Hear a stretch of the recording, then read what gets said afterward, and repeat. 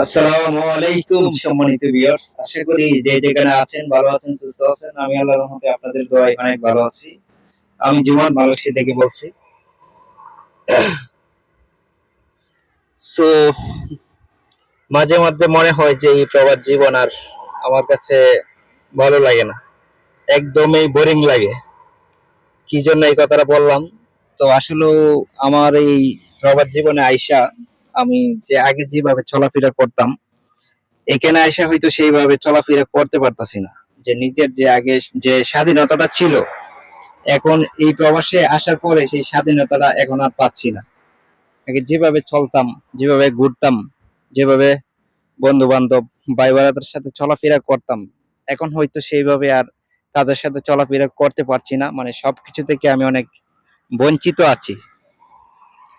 So আছি কিন্তু প্রবাসে, মনটা কিন্তু পড়ে থাকে সবসময় বাংলাদেশে, যে কখন বাংলাদেশে ব্যাক করব, কখন বাংলাদেশে চলে যাব। মাঝে মধ্যে মন চায় যে আসলেও আর ভালো লাগে না, আর বিদেশ করব না, চলে যাব।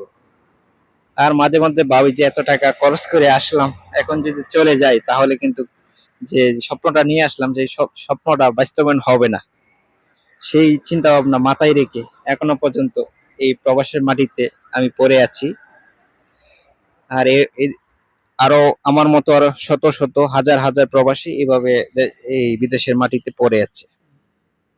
ভিডিও যদি ভালো লাগে অন্যকে দেখার সুযোগ করে দিবেন। সবাই ভালো থাকবেন, সুস্থ থাকবেন। দেখা হচ্ছে কোনো এক অন্য ভিডিওতে। আল্লাহ হাফেজ।